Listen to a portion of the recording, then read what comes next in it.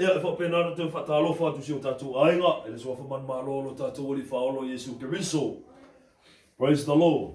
Ia ele ngata I fo ilea o se whatalofa whapitoa, mo I lātou olo whapena na maua mai nei whasalonga tu sao. Te lawal me o le maua mai nei whasalonga ia fo I matu maule vi inga I lo tātou tua. Lea ule pule, lea ule mana, lea ume o malava. Po tono lo a whiawhe, tono lau tā vale, tono lo sa. Praise God, for whenga ruenga o whea lava. Ia le li lunga lo laptop o lunga lo telefoni. Ia fo I matu maule vi inga o le tua. Praise the Lord, le tua mafuanga walai o na tātou mafuta mo tātou wheloa I nei tai au. Ia o whea lava se meo mau mai fo ne whasalaunga po le tai au, le o uli, ia po le afiafi foi, po le stonai, po le sa, po le asungafua. Ia o ngale se eso atunu, se ese timeline, po time frame le ka kuke iai. Ia, at the end of the day, if suyai time, suyai aso, but God will always remain the same. Whamea, o ia lavo le tua e leli liu mea nafi, leso, se ia o lavo e le whamabau. Ia leli, le soafa man malo, o leli whaola o Jesu Keriso. E whawhilo e tua ia ti tātou malava. Ia leli. Ia lau whawhola le tua la whapena na talaina, lea mo I tātou. E whapena na avea e whai malu I tau, whamalosi sa malinga o tangata, I lona ola whaleanganga. Ina ia whapena na ati leo na la talata tangata I lumo le tua. Le ngata I lea o le ngalua ma le fisosoani o le nganga pa I o le li, le toi whamatalaina o lana upu. Ina ia avea pe o se vai puna, e puna pe te tonu ia te oe se I o lava I le ola I whamabau. Le ngata I lea ia avea pe o le areto po le manai mai le langi.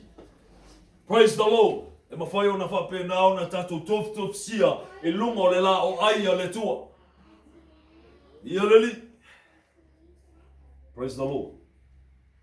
O le tusi mai tau o le whapena na mo mele le tusi a kartia. Tia o tātou asi le tusi a kartia. O le ase mea lo whapena na whina ngalo ai le tua.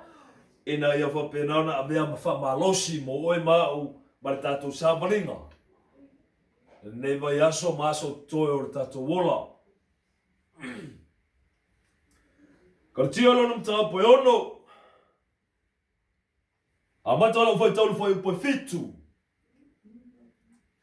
Se ia whapena o na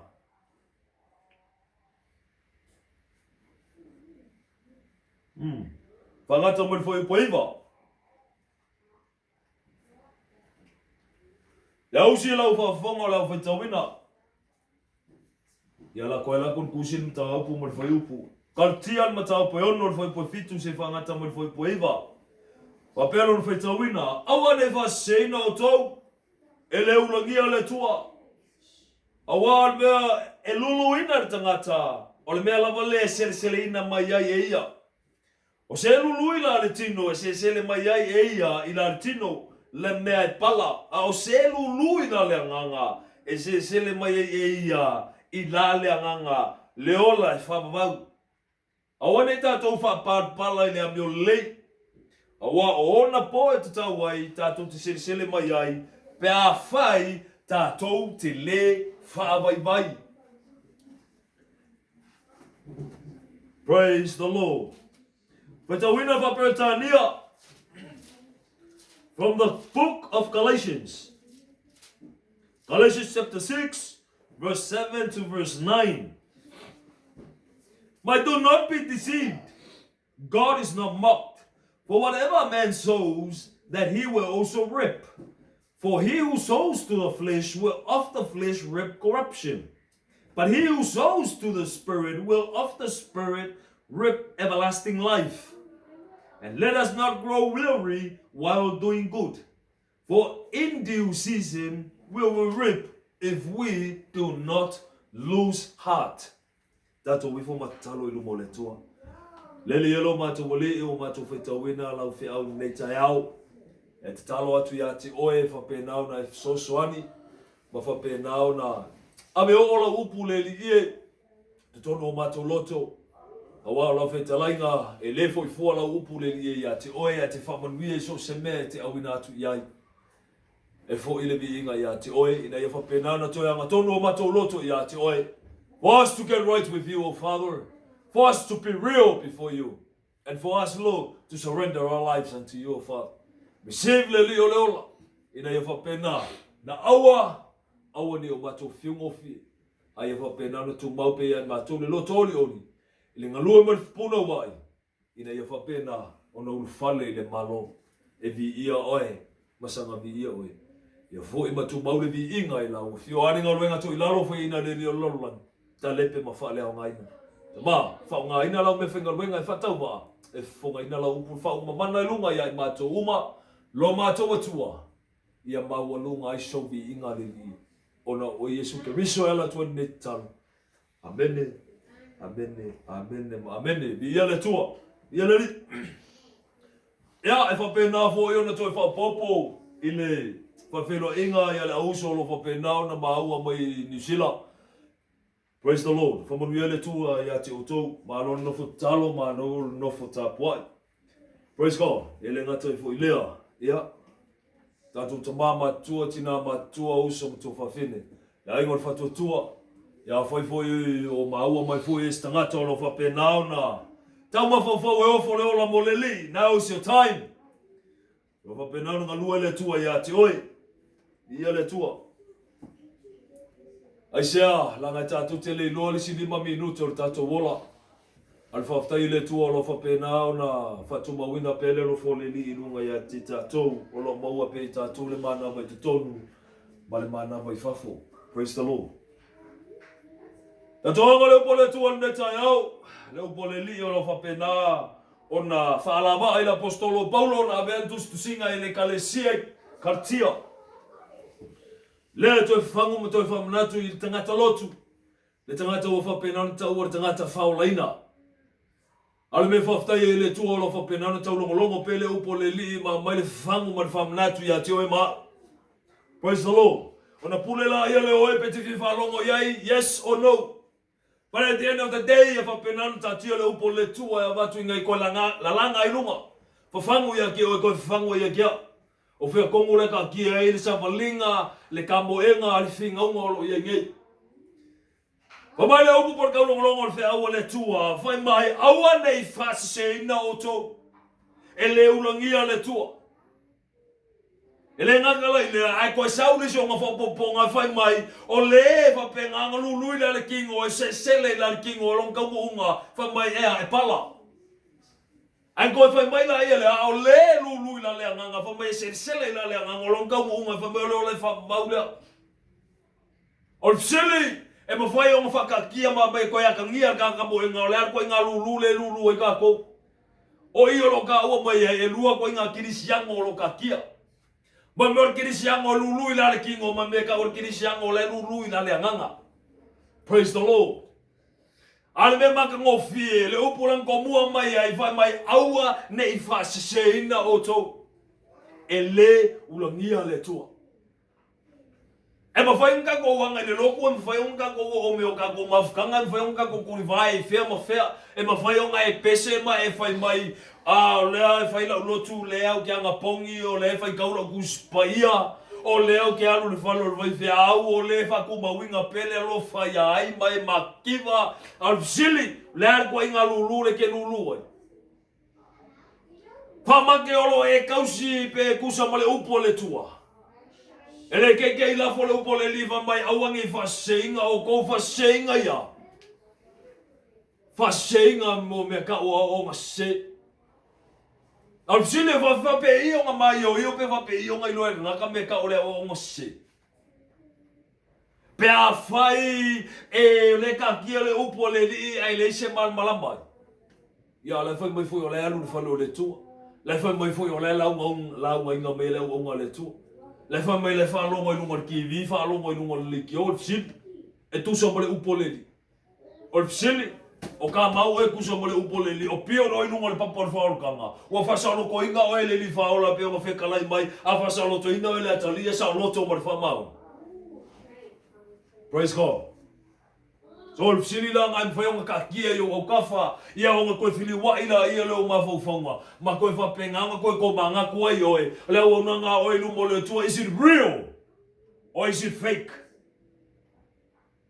O fafolinga po laeanga ya la fatotua ilu moleli markan kungunga ilu moletu. Po lengar kan ko pipesa le asusa le mafkanga male mafkanga. Via lili wayaki le upoletua. E fiule kanga kai lafi ilu moletua. E mafainga lafi kuor kanga kanga esa ufa ioluma, mafainga lafi kuolo kolua, mafainga lafi kuolo fangau, mafainga lafi ngal pai postari, mafainga lafi do walu loku, mafainga lafi do ngolo kuspaya, ai le seme ngaki ilu moletua, le fainga lafi ilu moletua. Aisa ko mai yo le upoletua ko ka vai le upoleli ko ka longo fe au le tua. Praise God, le ko ngalulunga ke lulu ai. E fa pengala o ngai lole le mo mo kanga kala lulu kingo. Mar kanga kala lulu ila le nganga. Ai ke lo se me maka ukia. Wa ke le fo po kala me lungo TV, mar me o fa longo ke le fo yo ngisho o mafkanga mangisho fo fe au wala ko fo mai. Wala ko a mai ala maka upu le po wala ko a mai ya maule. Fa mai wala ko fa kusa mo mea le la fonga o la kupe ku kongo le kanga pe la fo ku kongo o kaulanga mea. La fa mai o se o la me lulu alulu la wa fe kala. Ye ko se sele mai fa manguia le tua ya ki o le mea ngai lulu. Pa mai show your $1,000. Or show your $1 million. Kalo fa. Ale mele refer nga ye kuskusinga le apostolo Paulo le me le reveal mai le tua. Le me le lulu e kanga kai latino. Mar kanga kala lulu ila le nganga. E ala ka ko anga se yo ka ko vai ili le upo le li ma se kala mo ma le upo le tua ya ka ko po le ale lulu ila le kingo le kala mo mai ale a fo le lulu ila le nganga le kala mo mai kala mo ngi se ka ko e ko ngala mo fo ile le va pea aka ko lulu me ya ka ko mo me ale kingo le fa mo wi ale tua ya ka ko ke le vi le li ka fa yo o le fa me o ma fa yo le maka wi le tua. Fai mea umo le motive la iai o le tua. Ai ke rola ukala ia ke oe. Le mea o lo whapengango koe a kangia ma se i koe su e mea le upo le li i ngikai au. Le lului da le kingo le kalngo mai ai. Mo le mea fo ilele o le maakele o le pepelo. Le mea fo ilele o le maakele o le ngaoi. Le mea fo ilele o le maakele mo le mulilua. O le maakele o le a karkongu i mea whakaura aiku. Wa koe o a koe su e mai a. Kalo le vavau. Le lulu i la tino. E pese i le tua. Ai le se fatua tua i le tua. Fa mai le upo le li. Au nge mangakur kanga maso salonga ke mo se me mai le li. Fa mai kanga ngai fa kusa inga i pea o le sami. E fa fua ai le faki. Fa mea o ki mai o ao e o mai. Ai le o inki mungo i koku. Mea ualangi mangaku lar kanga ka. E whapenga, na ke mause mea mai leli. Ale lului la kingo, pe aka kososo mai kongol maka upe lima. Le kusi leo kartia. So le ka lofa le leo nga onga mea lo whapenga, ang kusi ai. Ea, ko fia lang kirisi anga yo le whalo le li, ala sa fasua avangapo. Ko fia lang kirisi anga e o mai le whalo le li, ala sa pingi whalanga pelo e wafoyo. O fia wala kirisi ango wo mai le falo le li asa esel fo finge la sa moe ngapo esel kambalo la sa moe ngapo ko fia vo la wo mai le falo le li e o mai fa folinga le falo le li ngale o mai amo moe le falo le li awa fio ke moe o lo falele mali la moe e ke sa le falo le li e ke fa moe ke sa fa mali e la moe le falo le li. Kama voile le vango e si limbo le vinga, e si foi lima e si fa pea. E o pe alu afa ilu moleli. Kama voile le fa me fa nga inga lo ngola moleli, a fe akure nga luenga le tua, ala fo kokoso mo yo vai, fa li mangako mo fea mo fea. Kama voile le fa ko ai, le mo wala wala pe me awul popole o mo aku. Awal popole le umama ko aku. E var koru fava yaso ele o mai. Ai whakoa o mea ni whanau le lipa pe ese me mga oi. Ka ua kele. Nga saula ia le pese inga le leipo ale wha leipo ai. Ai wha mea le upo le tua, ele ulangia le tua.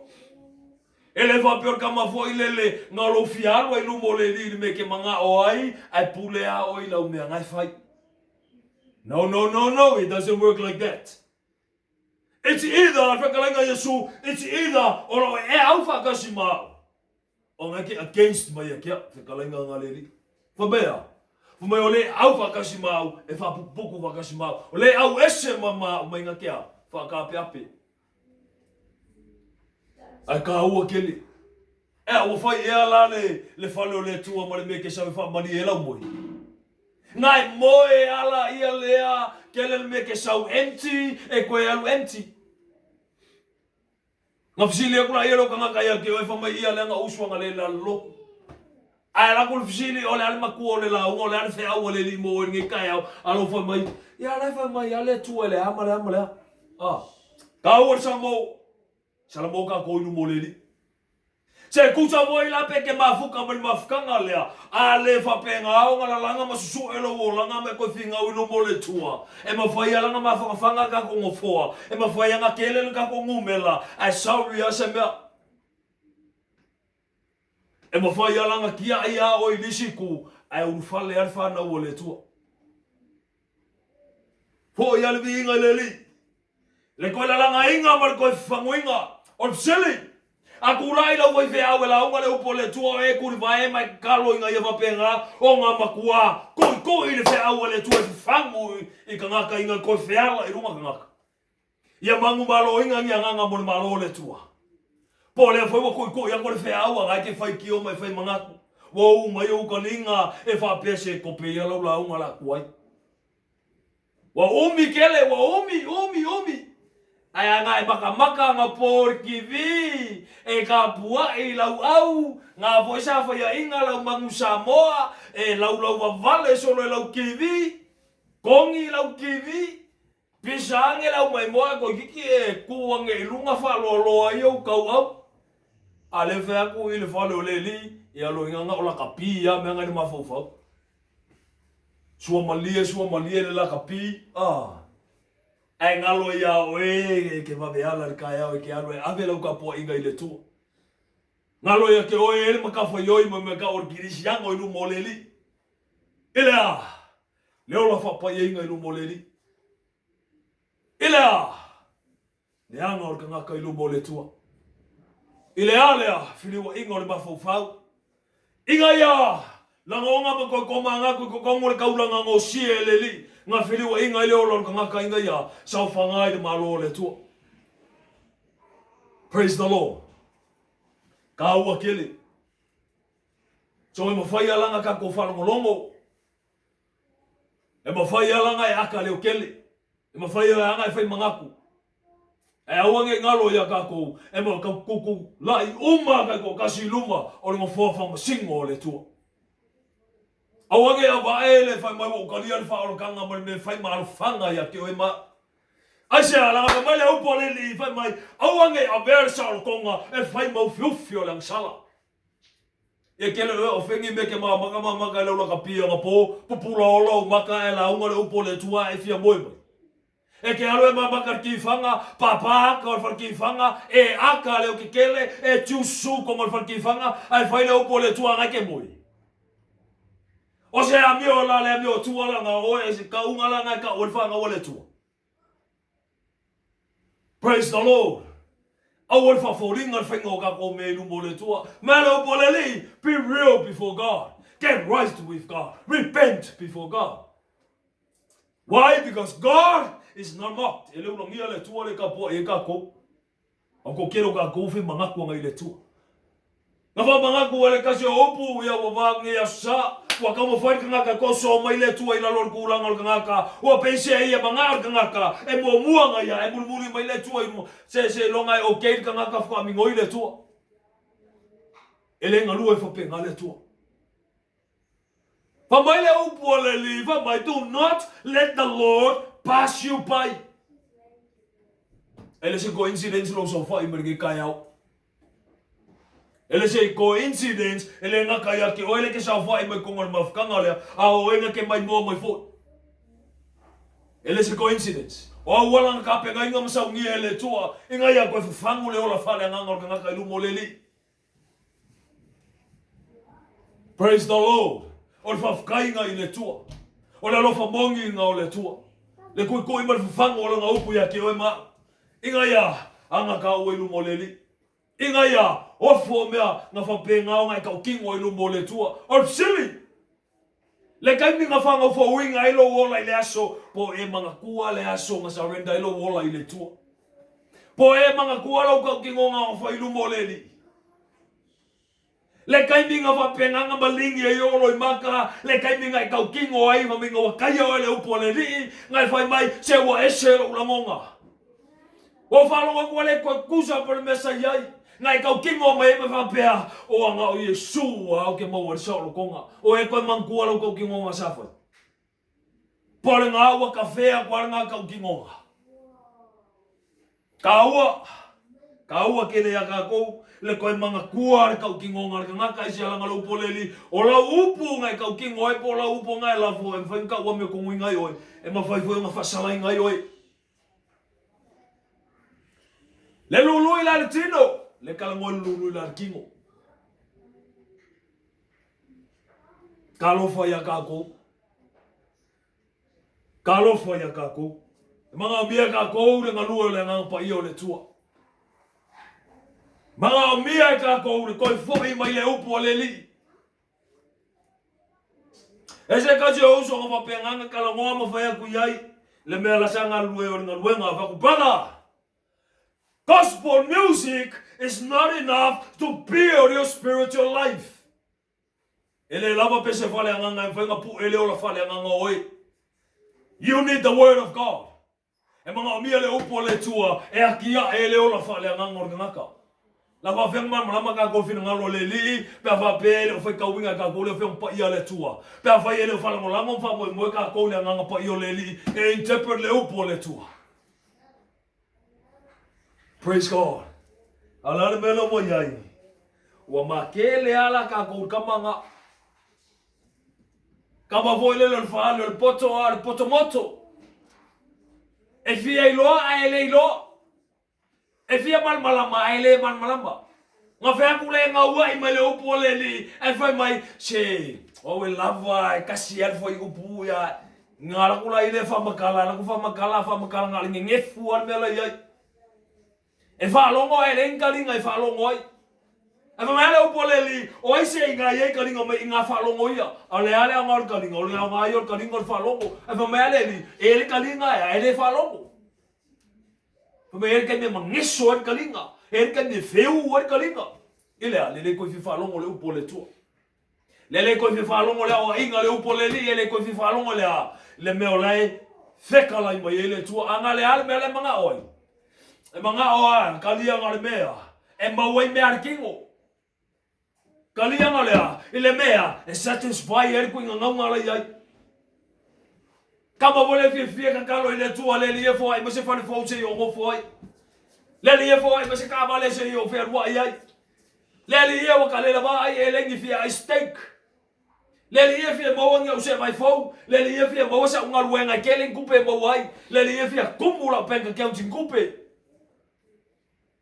Au le siko kalo ile li o ko fie lolo fi ngalo le au ka winga yo salmo mongi lu mo lo fio au ka winga yo mal malama ma ka upor sakaulo au ka winga yo fa penga nga pure la relationship ya kili o ula kalaka ya ke oilo otua sepe ke mo kivo ila le tino ai o mau o ila fatutua sepe ula ngia ya o ka ai fa penga nga malie mai lo fina ngalo ya tia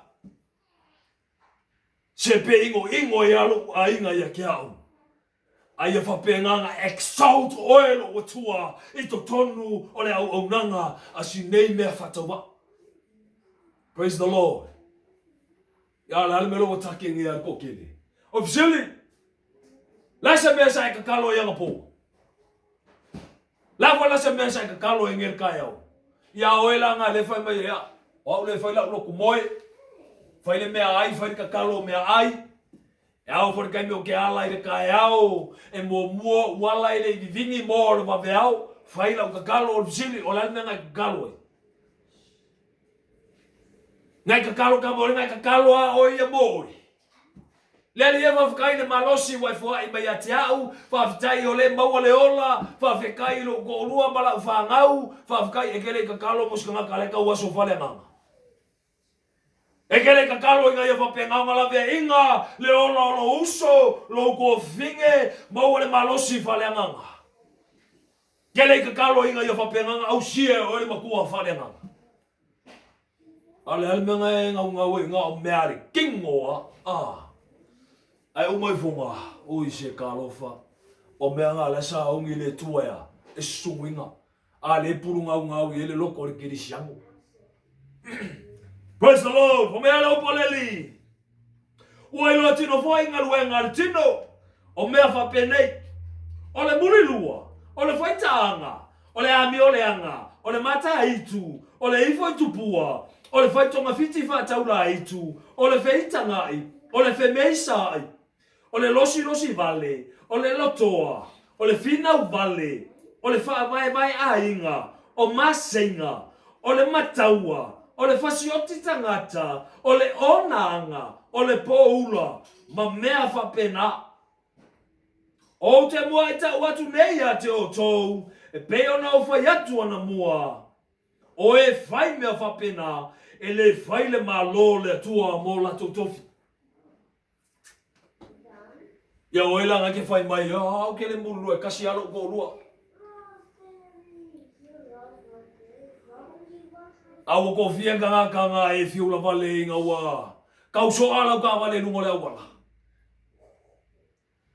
Kama voi lele, leke kau ala kur kolosi, ake ke ia ko kiki aso a eliska vale.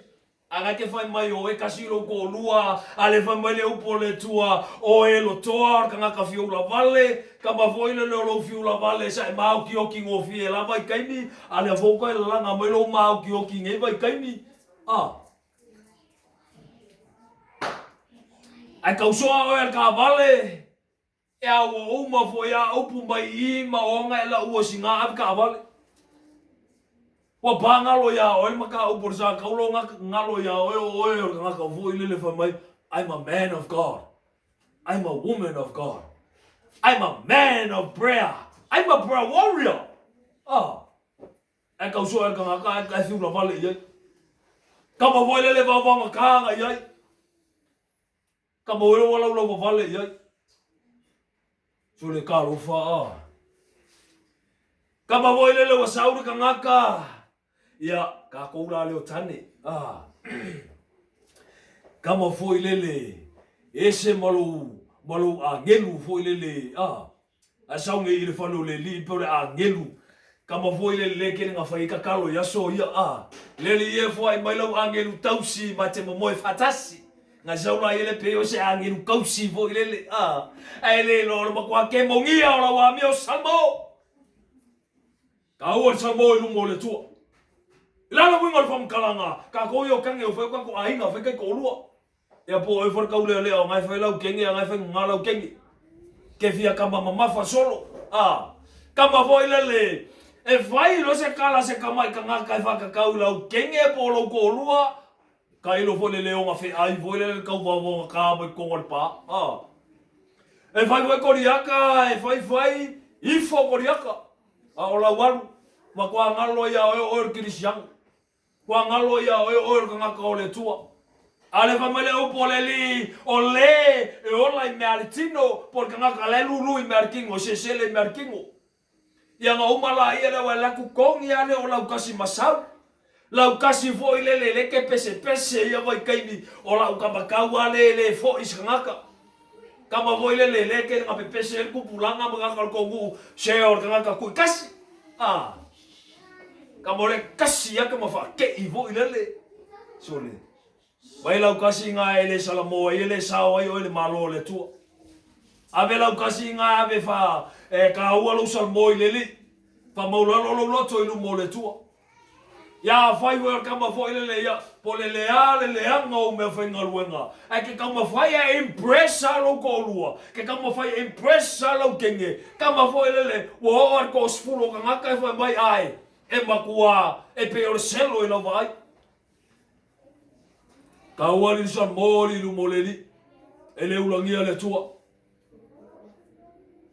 se makamofia mo le loko maulalo le loto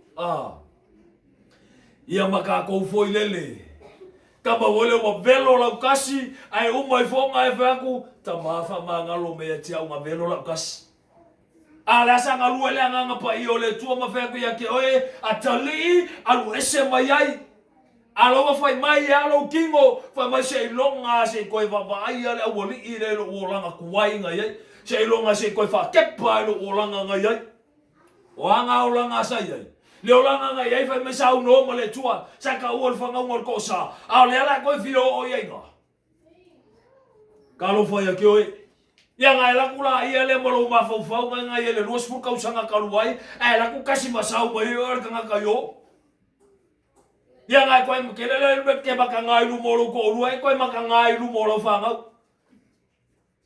ya ngai alu la ile fa plasta lo maka wo luli u malo maka nga fisili la ilo kanga kaya ke oe ola mo kupura baka asinge ya kamai kiki nga kuia oe fa mai sole se ko ali mari se wali ki ole lei ya nga mako fetawi mai pepelo ko yala yale se ka wor sal boy lu moleli lewa wai no ngale la lolangi oe kanga ka e ku kasi nga e masaula ku wai lo ngale la lolangi oe kanga ngai fusul maya lo me le lolangi o or kanga e va penganga e sifi ko ngor ko mu ya vai ele avangela le lolangi male mea e fa ngongo ba ele tua ya ki oi la ga ya o ngali lingir ko sao le tua fa me o le ko e mo ele la vai ya so le lingi ele le ko sao le li yo fela la ko fi o so ele ko salmo i mo le tua. Praise the Lord. Praise God. Yang umala ia lea. Saula ira kamale lo toa Mar kama foi le le ai se lo ko fa mangalo ia. Kama foi le alu nge le loku. Sau le loku e se mal le foi le kalango ba nge po ba kalango. Foi for kalango foi se au le mo ala kalango ile a meu fa kamari. Ka o yo poko ye ke ula wa mio lo mo ngaka ai ke lo se me mali e ke fiu ke lafi ai lo a oi e lo ila lo le fu o la wa mio o fu va ia ngai ke oi ka u ke kamalanga ke fiu e ke lafi e ke fiu ke lafi mai kwa ala ai makila kila i lo moleli lai fa va ia le tua ia kangaka ia ke mai mo ko ia ke o ila me ngai fa ise. Praise the Lord. Ka go ele mo fa yon ka ko la fi lu mo le tua le se me fa yon ngaki e lu mo le li ke lo le me wo ke le ma kupu nge yo ma po nge le o ki siango wa ma ke le melo le pelo pa fi fa le pelo o ka ki ngonga fa nga sa fa ni kai ni ai le fanga fo winga le ola le kau ki ngonga le asa fai se aka pelo ka ke le ola ai inga wo fili wa inga le ola o inga ko fa ai le upo le tua e se male onga mo me ka o pelo au vivia mo makele ki disia mo fa melo pelo wa vea o le second language ile olanga o ki disiano melo pelo o vivia fai wo sua malie i onga la nguku mo melo pelo pese ai ale pelo ele mafuka i se mea ka ua salmo i mo le tu le mangingo le upo le li o e pelo ele fai mo i la ko le tofi o le malo le tua e fai la o mongi o le malo le li le fi au fale o mai ko kele e o nge ngalo fo kangaka e mongi me ka o seoni. Heaven is real, hell is real. Awange mga kuka ko fa pele ka ko Ka ku mafuka, mafanga le menga ke mofo ai, mafanga le menga ke moe ai, mafanga le menga ke ku ai, mafanga le menga ke kaoko ai. Ngai fa pela yele le o mo ko sao le tu. The wrath of God is coming. Ka ko ke le roi kai me fa penga ku email ma tai fa to. An ka ua le fa kai le o le li ko fa muinga ya ka ko inga ya fa penga ko ke pa kaula I ngaka I le hola I le me o tua ma ko fa penga nga ko fa sao le langa ka ngaka ke siango e pe on fa me I am a Christian. Ai alu fa foringa fa me wa ka ngaka fa le nganga e le se ola ma ka o ia. Alu fa foringa ya la ia le. Alu pa ya la ia le. Nga ka solo mua la ia le kirisiango le fa me valea. Kau solo muor kirisiango mon mer lo vale kau solo muor kirisiango mon mer pelo kau solo muor mer kirisiango ngoi solo muor kirisiango mon mer mulilo le makaiku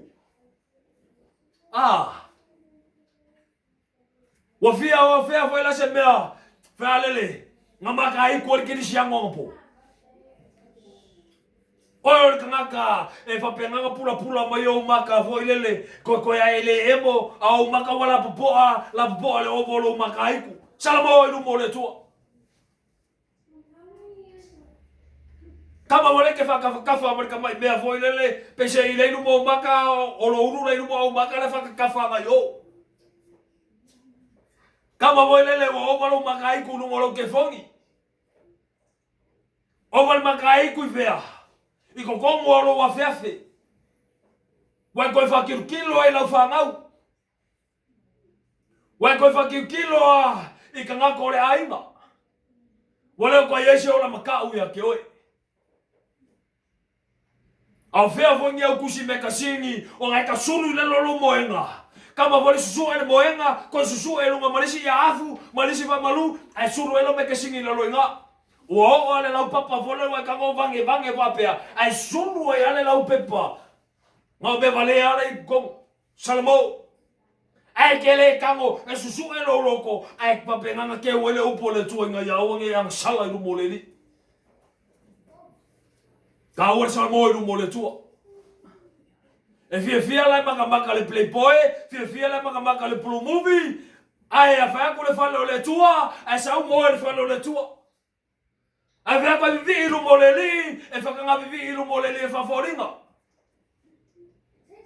Ka ua salmo I lumole tua.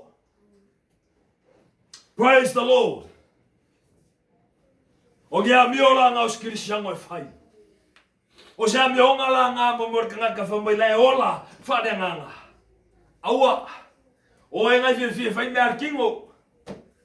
O e ngai whaforinga o me ke fio ke lafinga I maua oi. Ka vai ale upo le tu e sumu I ale upo le li e ke fiu e ke alo. Praise God. Praise the Lord. Ka uar ka ko fa ko ese rumo le tu e ka uar ka ko salamo I rumo le li. Ka uar ko ya ngal ka ngaka inga yo fa penga ko ya ngakongu I rumo le tu. Ke lo fa maoni na le lo fo le tu ya tatu. O le ka lo longo na fe au. Ele a fe fe ale upo le li. Ele fa pela au mai le upo le tu pe o le selu e ka selu oi.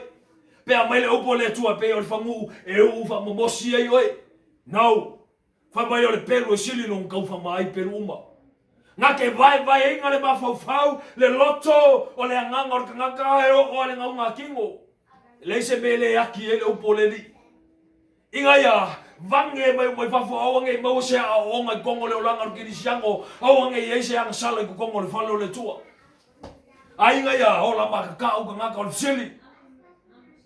Le afuela ko fsip o le ale mata uile tua o le ale mata uile li pamea ale mata opo valu le foi po sumar kolo le tusia vata oto pamea o le mata uile li po le mata uia Jehova o le ino le ina pamea le ino le leanga o le fa maulunga maloto fete ma le abiole anga ma le ngutu fa pepio ino ia ile tua o le mata unga ile tua Alan mele ka ko, fa mai hawa o ka ngaka mi o le lei, se hawa ke le pelo. Ali pe pelo. Ka o sa mo I mo le tua. Fa mai ka ngaka fa mai le sang sala ya ke fa mai o so le ka lo for ka ngaka piko sili nga pelo I mo le tua. Ai se ala ngai en kanga le mas kanga kai le songa ngasala ilungo le fonga le ngi me yang sala lo wai kanga ka o me yang sala kanga ka uma ai fa mea ale opo le tuan liu tino tangata nga fa penga nga oi me le ala maulalo fa mai nga oi e kingo ngasala ai le sa ngasala nga ia ke ia ele ese pona ngumi nga ia ke ia arta mai ma moia le tua nga ka penga inga ele tua inga ia o si ele kaulanga inga ia ele nga kala nga ia soma le no moleli e fa penga nga fa sofu ele ola mo manguio le tua ia kafe ko ele ola le tua ia la be inga nga ka e fa penga nga fa maulalo makalia ka mai ma moia le li kalia kaulanga le praise the Lord kero ko kele la fa lo inga mo ia ai fe langulangu wai e pe o le felangulangu wa'i o le a foi le kaunga le saungisi foi le ka maiki ele teikea foi le umalu le paka ko ia mai makama foi le springo i lunga e fa pengala le felangulangu wa'i mo me o kirisiango le kaunga le falawanga le fairy bread le ai ka maiki le kumu ai mo 10,000 ye me foi ai e fe ila solo i lunga e fa pengala le kele mo me kirisiango felangulangu wa'i e fa foi le mo li na club le bawa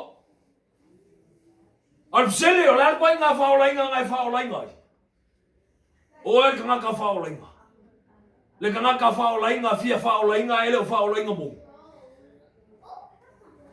mai fa ola inga wa sala boy na le mo tua yo le si le nga fa ola inga le si o nga ya ala kulo le mafukanga ba ko ya u le kengela yai ke ia fa mai e surrender lo wola ya te o ya la ki kilo kenge ke la loko kama voi le lo ki nga ka linga le la mo so mo lo poleli ke ia wa mai o folo wola mo Yesu kama voi le o fia mo se kofinga ko ngoloku ma vai ko loko e mau mea kele mea ke o fa mai le e o folo wola mo ali pepelo salamo i mo le tua e vo pe io ngai no o kanga ko e fa o lengo mo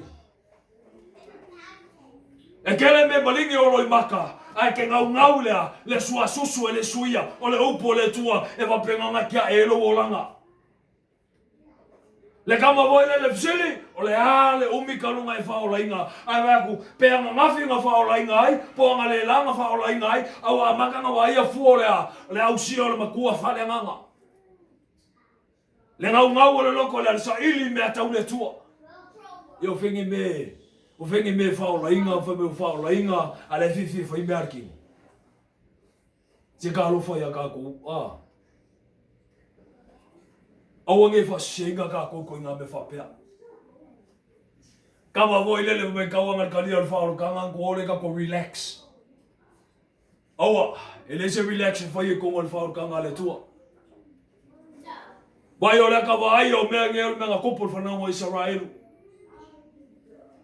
nga va pe nga la be inga ele tua ai ke lo ala ka vai nga ele fa pe nga u fale o mai nga fa solo ko nga me ele li me ko ngai pito ele fa pe nga u fale o ko ngol ngo fo inga so e fa pe nga la le ka le sia le ke mi ngai e o ya nga pese o me le ke ko ngol ka le sia ke ko ngol ai ngol fa to tua ai ke lo ka le ke ai le sala bomba fi nga u mo le li ke le u fale le malo le tua ola le ungo le me la fa ka singa ye le li o langi le mea la wa fa nga ile tua mo sakangi mai la ko ma angelu o e nga fa pe nga pa o ese mo mambalo le tua nga fa lu ka ile tua mai la ko uma o e nga fa senga ile dio langi so e o foi la ya ke o e nga fa me le ke fa yel me le ka nga kiva o e nga fa me o e ke ami o le ele salmo ya ke o ya e ke ka ile ele nga le paf le mea lo yele o ti whalua. Ka lofa. Ese mai whama ngō loto ma meo ka ngaka fua ie. E ka la ngō e whakoko i le tua. An meo le o si kongu i le tua. Ia o whengi mea e lafo le upu i whapea. Ia e anga le lei le tua a tonu ai whamalolo e le tua lo mai o anga ko inga whamkalanga whapenga. A tonu ai e alofa mai le tua a tonu alo le aingi upu whapenga ka ngaka whakokua i le li pese i o ngai se me o ngai ko i e le wa o e ma le tua o le anu o avea ma wa pungi o ka ngaka ma le tua o le ang sala ka ngaka inga o koe ua i le loko o ka ngaka ya ua i mea lalangi mea kingo o mea i e wha mea kalor kuspa i o le whasangkau le i le tua se ka alofa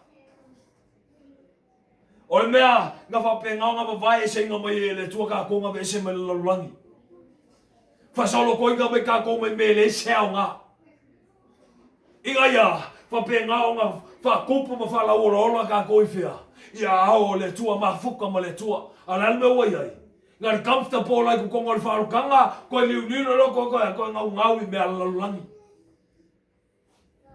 ai fa ko ma fuka le upo le li lima mingu ke falongo le upo le tua se furu mingu ke falongo le upo le tua e ko fa ko le upo le tua ele fi falongo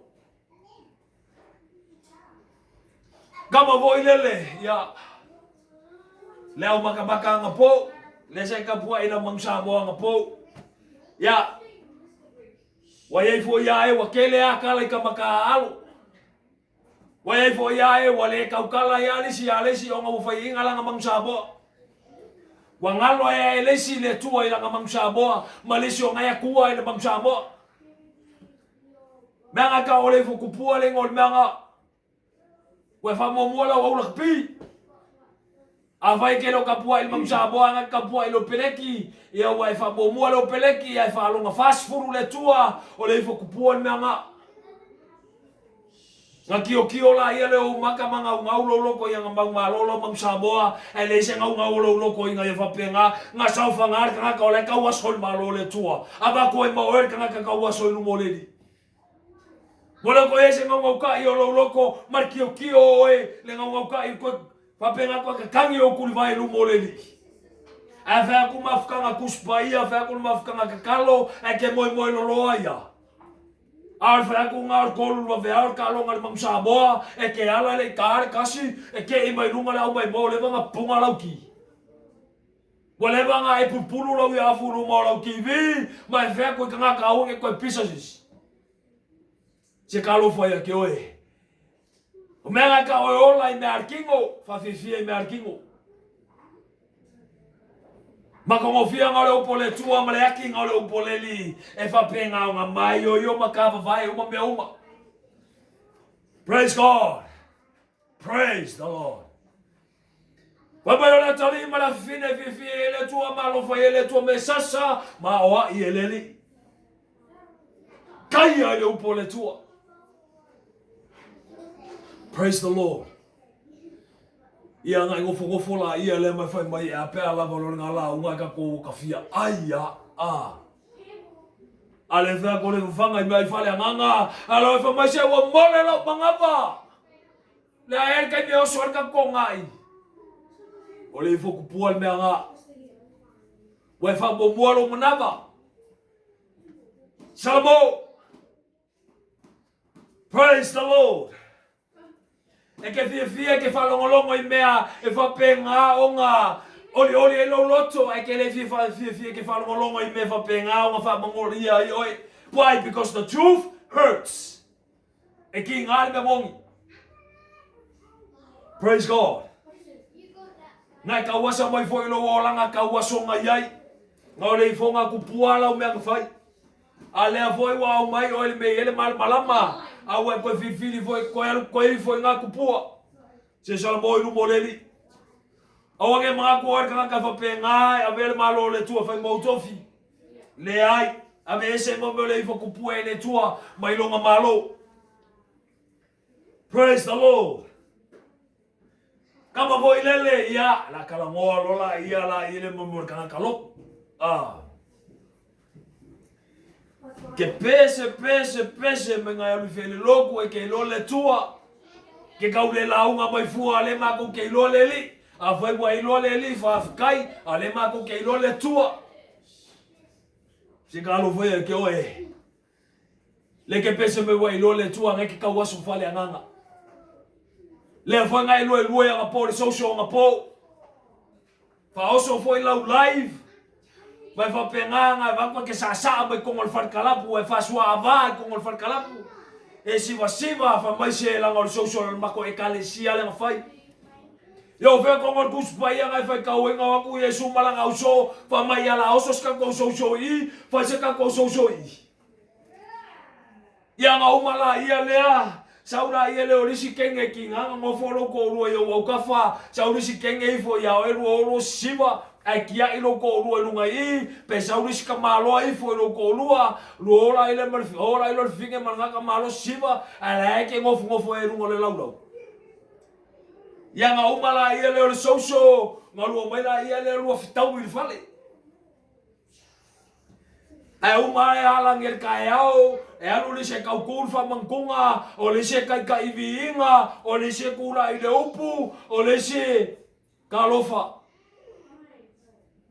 kau salmo lu mo le tua ele sa mi tua menga ka ole mi fa ke mongi le ngol menga oi wa mamar ke siango e fai mai o fema ma fema nga ya sai ai uma enga ngai ku se fa kusa o se fa finge ko ngolo fale ngai ku vai se fa kusa o la yese ko lu se mas kamalo ngai kau e lunga ngai fa mai ia o fa o lainga salamori fo kupua a ko kongo fo lo ka vale o kau se ako se fa finge ngai ke lo finge lo kalongo ko salmoi no moreli la foi ku puanga kawan salmoi no moreli kaua le koyanga le kanga kalotu ile upo le tua kaua kele ya ka ko ba ingel ko kele o mamo kanga kalmelo wel mo kemiri wala ko fa kasinga le upo le tua la foi le upo le li mai kuskusinga kanga ka fa mai o kusinga sili aku nga mo e lo wola fa le nganga io vengi me usili upo ngaka ile sili upo le tua ka wo sa mo lu moleli praise the Lord ele ya winga mai ya ele tua sa ke mili ya o mo lo fa ya ke o ke lo fa ya ke o le lo fa le ke o le ka o ko fe o le tua aisha sa fa ngali ma lo leli aisha e mongi se ori po eolo tolua, po eolo watali, po lo wafine, ele milia le upo le tua ya te oi. Oyo le uso, tu fine tama portina, ele milia le upo le ya te oi. Pamaya le upo por fe kalenga Yesu Keriso, pamaya awange mga ku o nga usama bali file mu. Ai nga usama bali peru, e va penga nga vailu ainga. Wa fai ere ki ngai nang kam kenge. Wa fai ka ngai ere ka mai fangau. Wa ere kange le ava. Wa vai inga o ngai mafu mo lo poleli. Praise the Lord. So we fa pengala le upor ngai kaiau. Fa fangu ai. Inga ya kewi. Payaranga pese ya wala pasta oi kalinga oi kukuli mai moe mai kawaso. Awange ngalo la ya ila barka ngaka ko kasi ole manguya loto. Ai se ala ngai le se upor ngaka le upole tua. Kau ma barka ngaka ya. Lo la fale nganga du moleni. Mialeni. Praise the Lord. Kau salmo. Kau le nganga le upoleli. Kau le fakula ngai ngolo wola mole tua. Ola fa pa yenga ilu mole tua. Se a fa nga sasi ngafi. Fa ko ese ilu moleli. Praise the Lord. Or kau ngale upole tua. Lu kau yo ka ko langa. Ola reto le ola, e ola la ngai pese le reto le ola ele fifia ila reto le ola. Lala nga ke pese fa mo le li o lo watua is your everything I ke o fie nga ngau loko I meta le tua. La mele nga alu lo post no on Facebook, alu lo post no on Instagram, alu lo post no on internet, alu lo post fe no on media le me ma fa ko kanga God is good, God is great. Ai o ya ke lo fa mo me nga ilo ora. Lela nga ke pese ile mea, male mea mai whai aku. Oh, thank you God for today. Thank you God for my family. Thank you God for this and that. Rubbish. Ala ke lo maka uile tua. La ke lo anga le upo le li. La ke le ola e pe o nga ola o le li faola. Ngai ke lo vai como whailu mo le tua. Ke lo ngau loko I me whale nganga. Ke lo ngau loko I ngai o whapenga ngau kufia o le upo le tua. Praise God. Salamo I lumo le li. Hallelujah. Ole po malo se ke le makula il me kula iai. Kaka e le tua fa kula iai. Kako umale kongu ngai. O foi ke o nga ke mafuka mai. Ale sa o I lumo le tua le un fale un malo le li. Praise the Lord. Ke lo si me fa vai le tua. Wa ke nga ki ngai le fa longo ki ngai maka. Mo me kana kai le maka o le tua. A o ki kana ko le ai ngai fa mea. Ua fa penga ngai lunga le langi. Fa mea ai o fa se ko pa ki lunga le langi. Ai o ingu sa pie lunga le langi. Ale pepelo salamo. Lengi me fa penga. Fa me le upo le tua. Mai ko ale o fale kana ka mi o kongu lunga le malo le li. O fe ku me kana ka fa le mata. O fe ai la bango o kana ka sala. O kana ka le fa foringa. O kana ka fa me ke ami o tua e ke ami o fa ke mongi. O kana ka ke vivi ai o ko fa foi o ngalo ya o vi ngo le tua. E ke a menge le upo le li. O fa foi ke le vivi fa ka le upo le li. Ngai ke fa mo mua lo ko lua, fa mo mua lo fa ngau, fa mo mua lo ngaluenga. Ai fa ku me ka le tua, ai fa mai la kele kai me alu ngaluenga le li, le se kai me spend mo lo aiga. Ai le se kai me spending al fa lo le. Fa mai la ave uma fo ele a uma kuspai lo kai mi, la ave uma fo ele mafkan kakalo lo kai mi, la ave uma fo ele lo kula salo kai mi, o le se kai me mafuka ya mo lo ko lua, ale ke rumo mo lo ko lua ya so uma so. Ngai ke mafuka lo ko lua, ko kiki rusu fai kula, ke le me ke fa sanga lo ko lua, e la ku fa ngaluenga fa sanga I malisi fingi. Ai mo le so kai me spend mo lo ko lua, le se kai me spend mo lo ainga mo lo fa. O se kalo fa ya ke o ele pelo. Se kalo fa ya ke o ele salmo.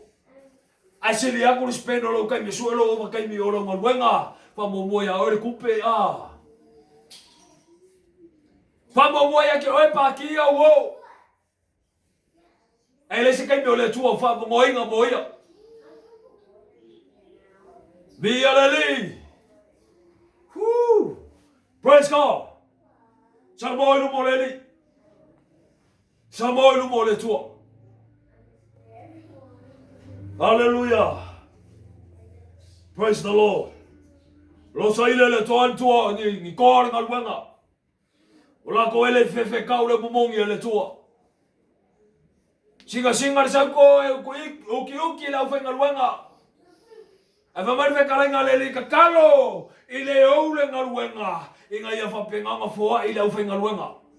O e lo fomongi le tua o e makakau le tua o e le fefe kau kala e kusa ma le upoleli. Kini vanga le fe au le tua pe fa penga ngofu fa kaulanga inga ya lo la ko wola. Hallelujah. Praise the Lord. Fa mo la ko ya, fa mo la ko mangu malo, fa mai o la ko ya, o la ko fa penga nga mangba e le fefe o la ko wola. Kau le upomongi le li. Mai la ko fa penga ngo fiu toto ta mai mamoi. Io lan me la ko poler ki dishango pa fai o ngai o fai male upo le tua per promise le tua o lo wola o yonga au. Ale la fa kula saungi le openea, pe la saungi kalainga, pe la saungi le aku fea, ai fai mai oh pastor I'm not ready. O lan ko nga ready ke mga Kalofa, se kawol sa boy no mole tua. Via leli. Peke makua, peke kalavou, peke la kiki. A kolo lo ko fa nga inga o ele tua. Ya ko kele foi o ka ko fa boy ka makua. Famaya mga ya pa nga yengai ko singa ko kongor ka ko luku ola ko nga finga ave ma fo ko kongor nga luenga le tua o nga lo ya ke ole upoleli famaya solo mua e ko inga me makukua le na sala ilu mo le tua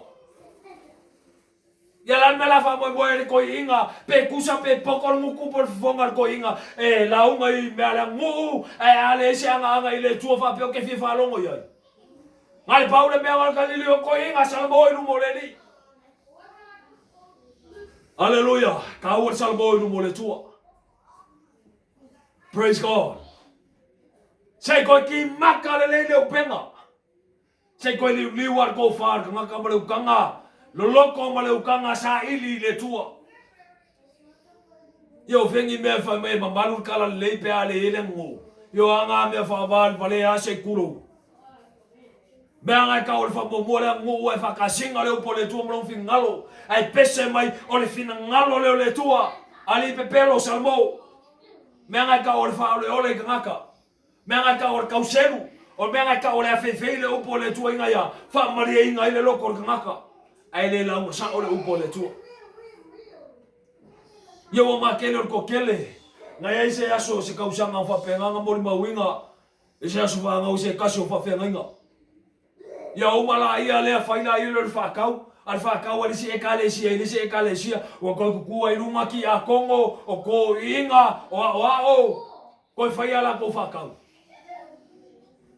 o filme ala mu ko mo falo le tua ia nga umala ia lea nga kula ila ia lo ko nga aso fa mai la fa makalanga ele lupe le nga useua ai me le lupe le lupe me le lupe le fa pepe lu o Yesu ke mo pap ki songa le ngong seua Mera ka ole ulam fai le upo le tua balangang pa io le li.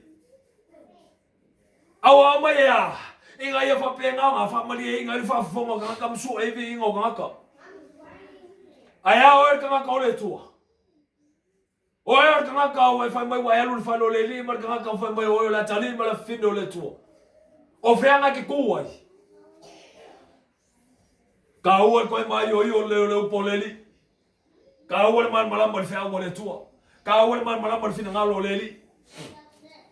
Yang kau foi la ile fa kusa me fa kembongi man fina ngalo le tua.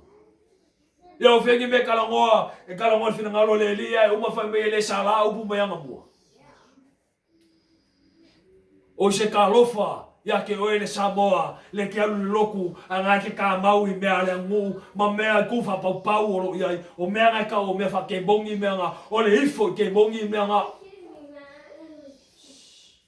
Ngai fai mai la ia le o ele fia o ka winga lo fonga ia e poko e fola le mea e ke fia poko e ke kulai e le a fainga kulai ale maka o ile tua e le a fainga le fola o mea ngai bela ngu ala si le upo le tua al fola ai o mea ke le lo le mal bala mal mea ngafu o mai upo la kumu ai ko la unga me fa ke mongi ile fa vivi ka o salmo I lumo le tua ia o vai ke ele Samoa ngai o la Samoa le wa ya mau ya kumu ngei wa ya kau kala fa Samoa ku ya ke o ya ke e wa ele no fa Samoa au e Samoa uli ya o vengi me lima masinga ya kumu fa ke fa me me no speak Samoa e ke le me man malama lo fa Samoa le man malama lo ingilisi wa le lo polar ko nga ngai e Samoa I lumo le tua ava ke man malama le upula Samoa I lumo le li So e fa pengar ko inga le ka ko e fa pengar fa foringa ma mer kisiango a mai mo le ufi maka fo le luma e ka lo fal pa me lo ka ki ko Salmo lu molele Praise the Lord Praise God Wo ki o ki ka ko kaimi o ke lo ka mo le va lo waki lo ke ka mo le o la ka ka lu mo fonga ile ngai e ke le lo silima mi ke lo wola Talo fanga mau fa no TV, sa o fa longo longo news. La va feo ki nga ka ya so kai kasi. Se kulo u alfa fonga. La mali li wa nga ka. Ya le mama ku ngai foi, se kasi foi ya o. Se kasi o nga ka nga fa pe nga. Yo sole. Ka lo fa, ka alo yola. Sau vea si kaua va sanga I ma leo po ni malu malo. Ia, la le unga ngai ai. Ia ngā vau whakapa I alo ngaola. So e leo whakanga aru ki Apollo. Wo ia ka ko alo ma whangau, ka ko makua, a le whai keke, e sauar ki Apollo ngā oilo wakali, ngā oilo wa whinge, ia ale ngā ke whai mai ori ki ni siango, ia ngā ke kaua soa ia irunga, ngā ke loilol me lai kupu. Ka awar sa moiru moleli, ka awar whakanga ole nganga ole tua, kai inga olu ka ko ola whale nganga. Ai se alanga e malmalama me arkingo I me whale nganga. Hallelujah, ngā ka kau whanga whawinga lo ngaola. O whainga ko koa lo ngaola mo ke miso, whakanga le nganga pa I ole tua, kai inga so koe ole ola. Ngā oia ia alan ngai whapenga ngā wai mei whonga ole tua. Oe kore ka ngā mai ke sairi malo I leli. Oe ka ngā ngai ke, ia ngai ke abiru vilu e, me ngai ke ngofo ai. Ki nganga I loa me pa ngai kupu kongo mafukanga ngai ake ngofo awe le kula I masai. Mai whingau I le tua mai alu le ola I lo nganga. Yo fo ia ke oe le ke sau whai le mea ngai ola I lo nganga. Ia ngau e koe fia alu le mea. E a ki linga pa alo ola I lo mo le tua. Wai koe fia fo I ai fia. I mea re e kuni ngau ngai se alanga le whakanga I le angsala. La bakos ka mai kala pupu ula. Kai me le whanga fo winga le olanga. Sa mafuka fo ia ia. Sa ka ua ka ngaka loku. Le loku sa loku ai. Ia ngā olola I re kai mi sa whai le youth conference ngai ai. Ngā whakamu inga I oisio ka kokungo o Samoa. Ke le o ngā youth conference sa whai. Kei loa whawkai le tua le koi whamanga kua inga o au. E kele o testimony o iska ngaka ngai ai. Kei loa a handful of those testimonies e o mai ka ngaka whaolainga. Whai mai ola ko kau ki ngā sa whainga. Whai mai, o mako, ngā mako oi loku e ka ua loku whaolainga. Ai peka iange, lea ua mako koe o mai loku ngā mako whiola mai ai. Whauka ni kau ki ngā lau whai. I au whengi mea ngā whasao loko I le li I o. Awa koe whiwhuri kua ai le li. Awa koe o mai koe kau kingo whai mai. Ua koe whai mai mea ngara loku ai. Whai mai o le loku mongi ala wai. Kei rol mea ngara kau kongal kusa e pelu mai wai koe whasa kauro I le li o le ola. Wai koe upu whai le li whaola.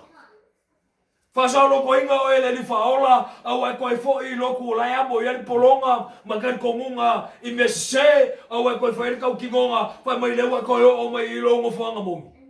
Ai ke loa la me o ngai kupu e ngā wa sili musa I ala kou le ame o valea. Wa koe fia koe whai koe ngau ngar kingo o a whai maro whanga li ki ore upo le tua me aungi a bersa o konga whai mau fiu le angsala. Whamai a o ngā kore koe ngau ngā e whangau me le angsala. A ora ngā makua le angsala I o ngā whapia ngā leo whangau me le oti. Mai o e ngā ke whia ruai ngā wa amaka. Ngai ere koe ngā ngaungan ngā wā maka ngai mai kanga I le angsala. Ngā eke whapeo e pukaro ma ngawar steak. Whapeo e pukaro ma ngawar lololo o lau po masima. Ele o pukaro ma ngawar o ngar koe ngā ngaungaro. O le angsala ngā wā maka ngā whaukua I kongo ia ke oe. A o ngā whangau mai lan koe ngaunga o se karofa le angsala pe amakua. O le ankongo ngā ere urwhale malo le tua. Ai ale sala mo oila. Oi se so mai le usoe kalofa ia kako. Hallelujah. Praise the Lord. Lam fai ul fe awol ne yaso. Le famanato le upo le tua ia te o e mau. Praise the Lord. O le ava pena na lasil fa malosil nei. Ia o te langona ni so tatou na fa pena na tatou ala fai le taiao. Maka koanga fo e kapenganga fo ia le falo le tua malunga le whakawhai kaulanga le li. E ala mo le ai alu whai lau keo angel kai au. Te alo te mena toi whapanatu e le tua. E se mare maka ngofia mo le keu pe a ku unge ku kongo le kunga keu. Ai ke rol me o kupur keu nga. Por keu fungala au nga. It has been cut from the source of life. Wa ve se inga mai le me ola ye le ala va o le ola mai a te ia. O lunga la ngaku ngā ke weui ngā mā ngai ole mai moa marisisila. Ai kei loa, o laua a maka ngā whaikau o ngā ikula. Wa maka ngā whaikau o ngā aso. I le alea, o le alafo a inga i kokongo la pisi. E whape ngāla le olanga o ka ua. Le olanga ia oe ma le ola le ia te au. A o ngā kata away from the source of life. Why the source of life lea? Mai le ni o le ola. Ma ka upa suma lima tuso yone. Ele whekala i ele ni o le ola. O ia o le vine moni o tatou ona la. E o ilanga kongeki le ni o le ola. Ai ale fua. Pabea ka vai e se inga mai. Ngā vele whapuku o le anong kamunga. E le fua inga kukongo le afi. Join foi alanga pese o kanga faula inga. Foi nga pese o kanga loku ma le mea. Ai a foi mo vai e se inga mai oi mea ke resource e ka lofa ya ke oi. Lale kamunga. O lale mea la oi ai. Le wha nganga mo le pathi. Praise the Lord.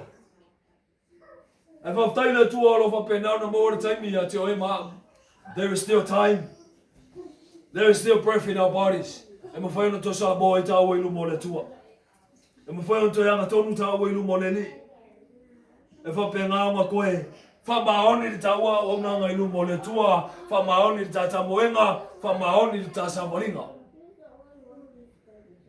Ai se a. E leo se mea wha lea o ngā tā moenga le iai. Lo kau ki ngā molo pupu ngā kia le iman mawhikianga le iai oi lau ka moenga. E leo se mea wha lea o ngā. Ai se alanga I le mawhai o ngā wha makusa le inga. Ne ki ngā ngi o ngā pō. Ma le manguia. O lai whatali mai mo tā ua. Walaka laka. E vi ia le li ka whai ka koe au li akuri se fulu rua se futau sanga. Vi ia le tua. Whaunga te tauina mo le li.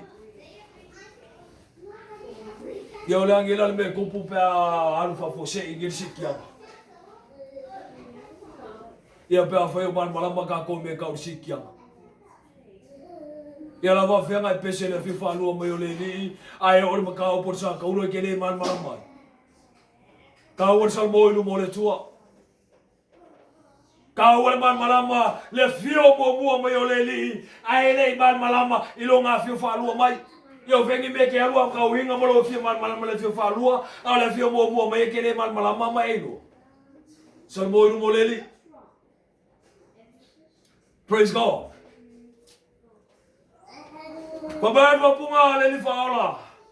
Pabai o ese na unaulo na roto fi mulmuli mai a te au. Mai a o fa fiti o ia te ia. Amo ilo na sa tau e aso fai so ma muli mai a te au.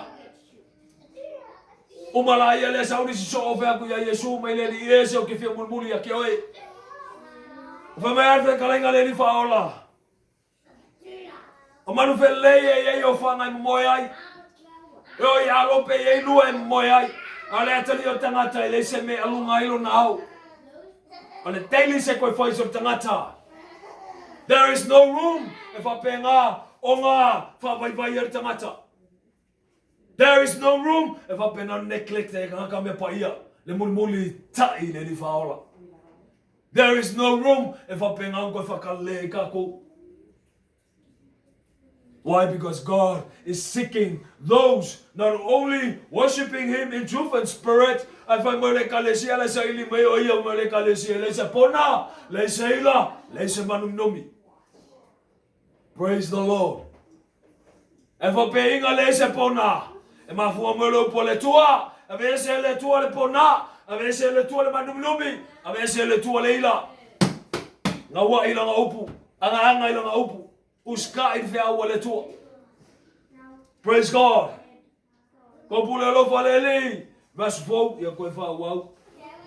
Ia le wha malosi po le fea wale nei aso. Pule la ia le oipe ke whai mangaku. Whai mangaku mai whai feau. Le whai launga. E u ke whai mangaku I le tua. Mai nge ke iwa. Kau ia oe upua ka mali enu le ngawhai kusio ngā ruenga. O mai ali! Mai a whai o kangaka. Ia! Ele kai o ka mu wala ko mea ngai whai. Ai mai ai fai keke ka kou, ngai ke wa ka kou fasanga kau i le tua. Be careful. Praise the Lord. Ola vuna le tua mo e mau. Aveo se fa malosi mo ka o ka sa valinga mai le sol nei, te o va penga ngi aso ko ko ka ko wola. Lungon ngai funga lele. But do not be deceived. God is not mocked. Via le tua. Ono sua fo Yesu. Amen. Amen.